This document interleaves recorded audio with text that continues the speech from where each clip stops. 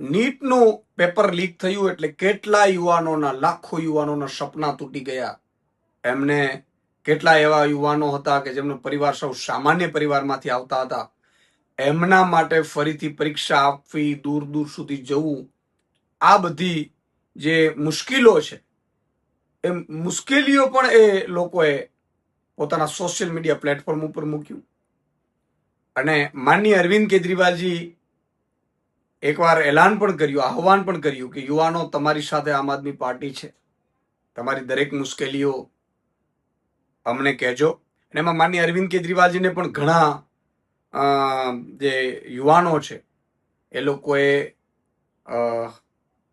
Social મીડિયાના માધ્યમથી પોતાનો મેસેજ પહોંચાડ્યો કે અમે બસ પણ જઈએ અથવા તો ટ્રેનમાં જઈએ, દૂર દૂર સુધી હોય તો એના ભાડા પણ હવે અમારાથી પોસાતા નથી. અમારો પરિવાર સૌ સામાન્ય છે, નીટની પરીક્ષા ફરી આપવા જવાની છે 21 જૂને, ત્યારે બહુ જ મુશ્કેલી છે.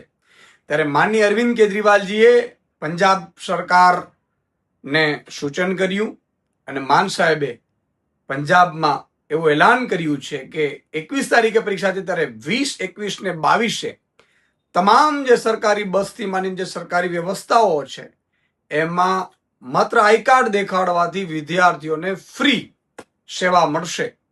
ત્યારે ગુજરાતમાં પણ ઘણા યુવાનો એવા છે કે જેમણે અમને પણ મેસેજ કર્યા છે કે ગુજરાત સરકારને તમે અપીલ કરો, કારણ કે અહીંયા તો સરકાર ભાજપની છે અને યુવાનો છે એ બધા સામાન્ય પરિવારમાંથી છે ને. ઘણી જગ્યા એવું છે કે કોઈને 200 કિલોમીટર દૂર જવું છે, જામનગર છે, ખંભાળિયા છે, સોમનાથ બાજુ છે, વલસાડના કપરાડાથી આવતા હોય, તો એમના જે નીટના જે સેન્ટરો છે એ ખૂબ દૂર છે. અને એમને એવા કેટલાય યુવાનો છે, વિદ્યાર્થીઓ છે કે જેમને ખરેખર એમના પરિવારને મુશ્કેલી છે. ત્યારે એમની અપીલ પણ અમને આવી છે. અમે સરકારને અપીલ કરીએ છીએ, ભાજપ સરકારને, માનનીય મુખ્યમંત્રીશ્રીને, કે જેમ પંજાબ સરકારે વિદ્યાર્થીઓ માટે બસથી માંડીને તમામ જે સરકારી સેવાઓ છે એ 3 દિવસ માટે ફ્રી કરી અવર જવરની, એ જ રીતે ગુજરાતમાં પણ વિદ્યાર્થીઓની માંગ છે, યુવાનોની માંગ છે કે એમને બસ સુવિધાઓ નીટની પરીક્ષા આપવા જાય ત્યારે ફ્રી મળે એવી એમની રિક્વેસ્ટ છે.